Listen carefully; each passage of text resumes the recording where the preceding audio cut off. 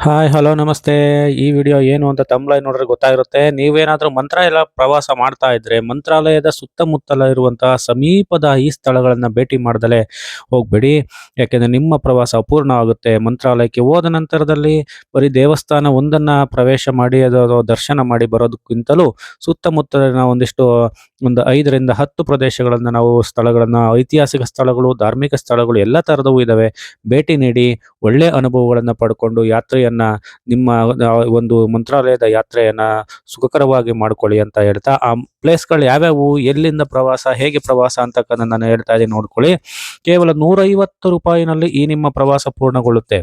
ನೀವು ಏನಾದ್ರೂ ಸಪ್ರೇಟ್ ಹೋಗಿದ್ರೆ ಇಲ್ಲಾಂದ್ರೆ ಕಾರಲ್ಲಿ ಹೋಗಿದ್ರೆ ಕಾರಲ್ಲೂ ಸಹ ನೀವು ಹೋಗಿ ಬರ್ಬೋದು. ಕೇವಲ ₹150 ಅಥವಾ ₹120 ₹150 ನಲ್ಲಿ ಈ ಒಂದು ಸುತ್ತಮುತ್ತಲಿನ 5-6 ಪ್ರದೇಶಗಳನ್ನ ಪ್ಲೇಸ್‌ಗಳನ್ನ ನಿಮ್ಗೆ ಆಟೋದವರು ಕರ್ಕೊಂಡೋಗಿ ತೋರಿಸಿ ಕರ್ಕೊಂಡು ವಾಪಸ್ ಬಂದು ನಿಮ್ಮನ್ನ ಮಂತ್ರಾಲಯಕ್ಕೆ ಬಿಡ್ತಾರೆ. ನೋಡಿ ಇಲ್ಲಿ ನಾವು ಹೋಗಿದ್ದಂಥದ್ದು ಈ ಆಟೋಕ್ಕೆ. ಅಲ್ಲೆಲ್ಲ ದೇವಸ್ಥಾನದ ಮುಂಭಾಗದಲ್ಲಿ ಸಾಕಷ್ಟು ಆಟೋಗಳು ಇರ್ತವೆ. ಎಲ್ಲರೂ ಕರೀತಾ ಇರ್ತಾರೆ, ಬನ್ನಿ ಬನ್ನಿ ಬನ್ನಿ ಬನ್ನಿ ಅಂತ. 5ರಿಂದ 6 ಜನ ಕರ್ಕೊಂಡು ಅವ್ರು ಏನ್ ಮಾಡ್ತಾರೆ, ಆ ಆ ಒಂದು ಪ್ರವಾಸ ಸ್ಥಳಗಳಿಗೆ ಕರ್ಕೊಂಡೋಗಿ ಕರ್ಕೊಂಬರ್ತಾರೆ ವಾಪಸ್. ಅದರಲ್ಲಿ ಮೊಟ್ಟ ಮೊದಲನೆಯದು ಅಭಯ ಆಂಜನೇಯ ದೇವಸ್ಥಾನ. ಇಲ್ಲಿ ಭಗವಾನ್ ಆಂಜನೇಯ ಸ್ವಾಮಿ ಅಥವಾ ಹನುಮಾನ್ ಇಲ್ಲಿ ಪ್ರಧಾನ ದೇವರು. ಸುಮಾರು 33 ಅಡಿ ಎತ್ತರದ ಕಲ್ಲಿನಿಂದ ಮಾಡಲ್ಪಟ್ಟಂತಹ ವಿಗ್ರಹವನ್ನು ನಾವಿಲ್ಲಿ ನೋಡಬಹುದು. ಕಮಲಾಕಾರದ ಪೀಠದ ಮೇಲೆ ಈ ಆಂಜನೇಯನನ್ನ ಕೆತ್ತಿರ್ತಕ್ಕಂಥದ್ದು ನೋಡಬಹುದು. ಆ ಮಂತ್ರಾಲಯಕ್ಕೆ ಹೋಗುವ ರಾಯಚೂರು ರಸ್ತೆಯ ಬದಿನಲ್ಲೇ ಇದು ಗೋಚರವಾಗತಕ್ಕಂಥದ್ದು. 33 ಅಡಿ ಎತ್ತರದ ಏಕಶಿಲಾ ಕಲ್ಲಿನ ವಿಗ್ರಹ ನೋಡ್ತಾ ಇರಬಹುದು. 33 ಅಡಿ 18 ತಿಂಗಳ ಕಾಲ ಇದನ್ನ ಕೆತ್ತಿರ್ತಕ್ಕಂಥದ್ದು. ತನ್ನ ಬಲಗೈಯಲ್ಲಿ ಒಂದಿಷ್ಟು ಅಭಯ ಹಸ್ತವನ್ನ ಚಾಚ್ತಾ ಇದ್ರೆ, ಎಡಗೈಯಲ್ಲಿ ಗದೆಯನ್ನ ಇಟ್ಟುಕೊಂಡು ವಿರಾಜಮಾನವಾಗಿ ನಿಂತಿರ್ತಕ್ಕಂಥ ಅಭಯ ಆಂಜನೇಯ ದೇವಸ್ಥಾನವನ್ನ ನಮ್ಮ ಪ್ರವಾಸದಲ್ಲಿ ಮೊಟ್ಟ ಮೊದಲಾಗಿ ತೋರಿಸ್ತಾರೆ. ನೋಡಿ, ಇದು ಅಲ್ಲೇ ರೋಡ್ನಲ್ಲೇ ಕಾಣುತ್ತೆ, ರೋಡ್‌ಗೆ ಸಹ ಕಾಣತಕ್ಕಂಥದ್ದು. ಸೊ ಈ ನಿಟ್ಟಿನಲ್ಲಿ ಇದನ್ನ ಪ್ರವಾಸ ಮಾಡಿಕೊಂಡು ಇದನ್ನ ನೋಡಿಕೊಂಡು ನಂತರದಲ್ಲಿ 2ನೇ ಒಂದು ಪ್ಲೇಸಿಗೆ ಆಟೋದವರು ಕರ್ಕೊಂಡು ಹೋಗ್ತಾರೆ. ಇದು 2ನೇ ಪ್ಲೇಸು ಪಂಚಮುಖಿ ಆಂಜನೇಯ ಸ್ವಾಮಿ ದೇವಸ್ಥಾನ. ಮಂತ್ರಾಲಯದಿಂದ 20 ಕಿಲೋಮೀಟರ್ ದೂರದಲ್ಲಿರ್ತಕ್ಕಂತಹದ್ದಿದು. ತುಂಗಭದ್ರಾ ನದಿಯ ಇನ್ನೊಂದು ಬದಿಯಲ್ಲಿ ಕಂಡು ಬರ್ತಕ್ಕಂಥದ್ದು. ಕರ್ನಾಟಕದಲ್ಲಿ ಪ್ರಮುಖ ಹಾಗೂ ಶಕ್ತಿಶಾಲಿ ಆಂಜನೇಯ ಸ್ವಾಮಿ ದೇವಾಲಯಗಳಲ್ಲಿ ಇದು ಒಂದು ಪಂಚಮುಖಿ ಆಂಜನೇಯ ದೇವಸ್ಥಾನ. ಸೊ ರಾಘವೇಂದ್ರ ಸ್ವಾಮಿಗಳು ಮಂತ್ರಾಲಯಕ್ಕೆ ತೆರಳುವ ಮೊದಲು ಸುಮಾರು 12 ವರ್ಷಗಳ ಕಾಲ ಈ ಪಂಚಮುಖಿ ಆಂಜನೇಯ ಸ್ವಾಮಿ ದೇವಸ್ಥಾನದಲ್ಲಿ ಧ್ಯಾನ ಮಾಡಿದ್ದರು ಅಂತ ಹೇಳೋದಕ್ಕೆ ಹೇಳಿದ್ದಾರೆ. ಇಲ್ಲಿ ಆಂಜನೇಯನು ವರಹ, ಗರುಡ, ನರಸಿಂಹ, ಹಯಗ್ರೀವ, ಹನುಮಂತನಿಂದ ಕೂಡಿದ ಪಂಚಮುಖದೊಂದಿಗೆ, ಅಂದರೆ 5 ಮುಖದೊಂದಿಗೆ ರಾಘವೇಂದ್ರ ಸ್ವಾಮಿಯವರ ಮುಂದೆ ಪ್ರತ್ಯಕ್ಷನಾದನು ಎಂದು ಒಂದು ಐತಿಹ್ಯ ಇದೆ. ರಾಘವೇಂದ್ರ ಸ್ವಾಮಿಗಳು ಹನುಮಂತನನ್ನು ನೋಡುತ್ತಿದ್ದಂಗೆ ಹಾಡಿ ಹೊಗಳಿದಂಥದ್ದು. ನಂತರ ಜೀವ ಸಮಾಧಿಯನ್ನು ತೆಗೆದುಕೊಂಡರು ಅಂತ ಹೇಳಲಾಗುತ್ತಾ ಇರತಕ್ಕಂಥದ್ದು ಐತಿಹ್ಯಗಳು. ರಾಘವೇಂದ್ರ ಸ್ವಾಮಿಗಳು ಈ ಸ್ಥಳದಲ್ಲಿ ತಪಸ್ಸು ಮಾಡಿದ ಕಾರಣದಿಂದ ಇದೊಂದು ಅದ್ಭುತ ಸ್ಥಳವಾಗಿದೆ. ಸೊ ನಾವು ಸಹ ಇದನ್ನು ಭೇಟಿ ನೀಡಿದ್ವಿ. ಇದಕ್ಕೆ 2ನೇ ಪ್ಲೇಸ್ ಆಗಿ ಇಲ್ಲಿಗೆ ನಮ್ಮನ್ನ ಆಟೋದವರು ಕರ್ಕೊಂಡು ಹೋಗ್ತಕ್ಕಂಥದ್ದು. ಇಲ್ಲಿ ಫೋಟೋಗಳು ಎಲ್ಲ, ವಿಡಿಯೋ ಎಲ್ಲ ನಿಷಿದ್ಧ. ನಾನಾದ್ರೂ ಸಹ ತಗೊಂಡಿರ್ತಕ್ಕಂಥ ನೋಡ್ತಾ ಇದ್ರೆ ಇದು ಒಳಭಾಗದ ಆಂಜನೇಯ ಗುಡಿಯ ಒಳಭಾಗದ ಚಿತ್ರಣ. ಕಲ್ಲು ಬಂಡೆಗಳ ಮೇಲೆ ಇದು ದೊಡ್ಡದಾಗಿ ನಿರ್ಮಿಸಿರ್ತಕ್ಕಂಥದ್ದು. ಬೆಟ್ಟದ ಮೇಲೆ ನಿರ್ಮಿಸಲಾಗಿದೆ ಈ ದೇವಸ್ಥಾನವನ್ನ. ಇದು ತುಂಬಾ ಪ್ರಾಚೀನವಾದಂಥ ದೇವಾಲಯ. ದೊಡ್ಡ ಬಂಡೆಗಳ ಮೇಲೆ ಹನುಮಾನ್ ಮೂರ್ತಿ ಹನುಮಾನ್ ಎಂದು ಜನರು ಭಾವಿಸುವಂತದನ್ನ ನೋಡಬಹುದು. ದೊಡ್ಡ ದೊಡ್ಡ ಕಲ್ಲುಗಳನ್ನ ಸ್ವತಃ ಕೈಯಿಂದ ಮಾಡಿ ಇಟ್ಟಿದ್ದಾರೇನೋ, ನಿಲ್ಸಿದಾರೇನೋ ಅನಿಸ್ತಾ ಇದೆ. ಬಟ್ ಹಂಗಿಲ್ಲ, ಅಲ್ಲೆಲ್ಲ ಹನುಮಾನನ ಚಿತ್ರಗಳೆಲ್ಲ ಅದ್ಭುತವಾಗಿ ಕಡ್ದಿರ್ತಕ್ಕಂಥ ನಾವು ನೋಡ್ತಾ ಇದೀವಿ. ನೋಡಿ, ಅಲ್ಲಿ ಕಾಣ್ತಾ ಇದೆ, ಕಲ್ಲು ಬಂಡೆಗಳ ಮೇಲೆ ಈ ಚಿತ್ರಗಳನ್ನ ಕಡ್ದಿರ್ತಕ್ಕಂಥದ್ದು. ಇನ್ನು ಹನುಮಾನನ ಪಾದರಕ್ಷೆಗಳಿಗೆ ಸಂಬಂಧಪಟ್ಟಂತಹ ಒಂದು ದೇವಾಲಯ ಇದೆ ನೋಡಿ. ಹನುಮಾನನ ಪಾದರಕ್ಷೆಯ ದೇವಾಲಯ ಇದು. ಸೊ ಅಲ್ಲಿ ಎಲ್ಲರೂ ಸಹ ಆಶೀರ್ವಾದವನ್ನು ತಗೊಳ್ತಾ ಇರ್ತಕ್ಕಂಥ ನೋಡಿ, ಪಂಚಮುಖಿಯ ಪಾದರಕ್ಷೆಗಳು ನೋಡ್ತಾ ಇರೋ ದೊಡ್ಡದಾಗಿರ್ತಕ್ಕಂಥ ಪಾದರಕ್ಷೆಗಳಿದಾವೆ ಅಲ್ಲಿ. ಸೊ ಅವು ನಿಜವಾಗ್ಲೂ ಹನುಮಾನವನ್ನು ಧರಿಸಿದರು ಅಂತಕ್ಕಂಥದ್ದು ಹೇಳಿ ನೋಡಿ, ಅಲ್ಲಿ ಕಾಣ್ತಾ ಇದಾವೆಲ್ಲ ಅವು ಪಾದರಕ್ಷೆಗಳು. ಅವನ್ನ ಪೂಜೆ ಮಾಡ್ತಾ ಇರ್ತಕ್ಕಂಥ.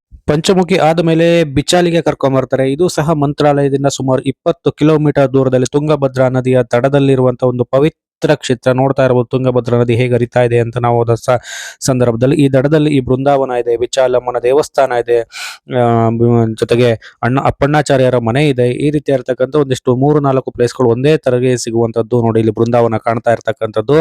ಸೊ ರಾಘವೇಂದ್ರ ಸ್ವಾಮಿಗಳು ತಮ್ಮ ಆಪ್ತ ಶಿಷ್ಯರಾದಂತಹ ಅಪ್ಪಣ್ಣಾಚಾರ್ಯರ ಜೊತೆ ಇಲ್ಲಿ ತಪೋವನದಲ್ಲಿ ಬಹುಕಾಲ ಧ್ಯಾನ ಮಾಡಿದರು ಅಂತಕ್ಕಂಥ ಐತಿಹ್ಯ ಇದೆ. ರಾಯರ ನೆನಪುಗಳನ್ನು ಹೊಂದಿರುವ ಈ ಸ್ಥಳ ಎರಡನೇ ಮಂತ್ರಾಲಯ ಬೃಂದಾವನ ಎಂದು ಸಹ ಕರೆಯಲಾಗ್ತಾ ಇರತಕ್ಕಂಥದ್ದು. ಪ್ರಮುಖ ಆಕರ್ಷಣೆಗಳಲ್ಲಿ ಈ ಬೃಂದಾವನದಲ್ಲಿರುವಂತಹ ಏಕಶಿಲಾ ಬೃಂದಾವನ ಒಂದು ಜೊತೆಗೆ ಇಲ್ಲೆಲ್ಲ ಮಕ್ಕಳಿಗೆ ನಾಮಕರಣ ಮಾಡ್ತಾರೆ, ಜೊತೆಗೆ ಒಂದು ಉಪನಯನಗಳನ್ನೆಲ್ಲ ಮಾಡಿಸುವಂಥದ್ದು, ಒಳ್ಳೊಳ್ಳೆ ಕಾರ್ಯಗಳನ್ನೆಲ್ಲ ಮಾಡುವಂಥದ್ದು ಒಂದು ಪವಿತ್ರ ಸ್ಥಳ ಅನ್ನುವ ನಿಟ್ಟಿನಲ್ಲಿ ನೋಡ್ತಾ ಇರಬಹುದು. ಇದು ಜಪದ ಕಟ್ಟೆ, ಅಲ್ಲಿ ರಾಯರುಗಳು ಕೂತು ಜಪವನ್ನ ಮಾಡಿದಂತಹ ಅರಳಿಕಟ್ಟೆ ನೋಡಿ ಇಲ್ಲಿ ಕಾಣ್ತಾ ಇದೆ ಬೃಂದಾವನ. ಅದಾದ ನಂತರದಲ್ಲಿ ಅಲ್ಲೇ ಮೇಲ್ಭಾಗದಲ್ಲಿ ಬಿಚ್ಚಾಲಮ್ಮನ ದೇವಸ್ಥಾನ ಇದೆ, ನೋಡ್ತಾ ಇರಬಹುದು. ಬಿಚ್ಚಾಲಮ್ಮನ ದೇವಸ್ಥಾನ ಇದು ಹೊಸದಾಗಿ ನಿರ್ಮಾಣ ಆಗಿರ್ತಕ್ಕಂಥದ್ದು ಬಿಚ್ಚಾಲಮ್ಮನ ದೇವಸ್ಥಾನ. ಇಲ್ಲಿ ಮೊಟ್ಟ ಮೊದಲದಾಗಿ ದೇವಸ್ಥಾನ ಇರಲಿಲ್ಲ. ಆ ನಂತರದಲ್ಲಿ ಹೊಸ ದೇವಸ್ಥಾನವನ್ನು ನಿರ್ಮಾಣ ಮಾಡಿ ಇಲ್ಲಿ ವಿಗ್ರಹಾರಾಧನೆಯನ್ನು ಮಾಡ್ತಾ ಇರಬಹುದು. ನಾಗದೇವರ ವಿಗ್ರಹಗಳನ್ನು ಸಹ ನಾವಲ್ಲಿ ಕಾಣಬಹುದು. ನೋಡಿ ಇಲ್ಲಿ ಬಿಚ್ಚಾಲಮ್ಮನ ಒಂದು ಗರ್ಭಗುಡಿಯನ್ನು ತೋರಿಸ್ತಾ ಇದೆ. ನೋಡಿ ಅಲ್ಲಿ 2 ದೇವರುಗಳಿದ್ದಾವೆ. ನೋಡಿ ಇದು ಮೂಲ ದೇವಸ್ಥಾನ ಹೇಗಿತ್ತು. ಈ ಇಡೀ ದೇವಸ್ಥಾನವನ್ನ ಕಟ್ಟಿರ್ತಕ್ಕಂಥದ್ದೇ ಒಂದು ವಿಶಿಷ್ಟವಾಗಿ ಕಟ್ಟಿರ್ತಕ್ಕಂಥದ್ದು. ಅದೇ ಬಾಳೆಹಣ್ಣು ಮತ್ತು ಸುಣ್ಣದಿಂದ ಕಟ್ಟಿದ್ದಾರೆ ಅಂತಕ್ಕಂಥದ್ದು ಒಂದು ಐತಿಹ್ಯ ಇದೆ. ಸೊ ಈ ರೀತಿಯಾದಂಥ ಬಿಚ್ಚಾಲಮ್ಮನ ದೇವಸ್ಥಾನವನ್ನು ಸಹ ನಾವಲ್ಲಿ ನೋಡ್ಬೋದು.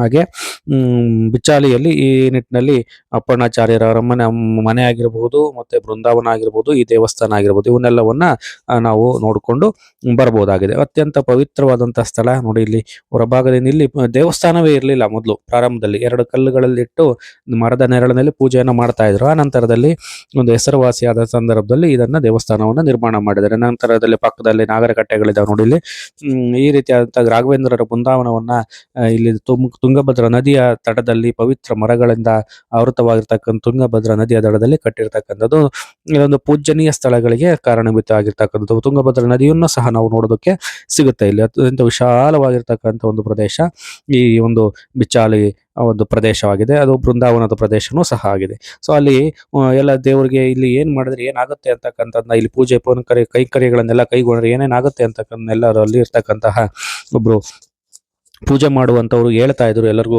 ಮನವರಿಕೆ ಮಾಡ್ತಾ ಇದ್ರು. ಇದೊಂದು ಅತ್ಯಂತ ಪವಿತ್ರ ಸ್ಥಳ. ನಿಮ್ಮ ಆರೈಕೆಗಳನ್ನ ಆರೈಕೆಗಳು ಏನಿದಾವೆ ಅವನ್ನೆಲ್ಲವನ್ನ ಇಷ್ಟಾರ್ಥ ಸಿದ್ಧಿಗಳನ್ನೆಲ್ಲವನ್ನು ನೆರವೇರುತ್ತೆ ಅಂತಕ್ಕಂಥದ್ದನ್ನೆಲ್ಲ ಹೇಳ್ತಾ ಇದ್ರು. ನಂತರದಲ್ಲಿ ಅಪ್ಪಣ್ಣಾಚಾರ್ಯರ ಮನೆ ಏನಿದೆಯಲ್ಲ ಅಲ್ಲಿಗೆ ಕರ್ಕೊಂಡು ಹೋಗ್ತಾರೆ.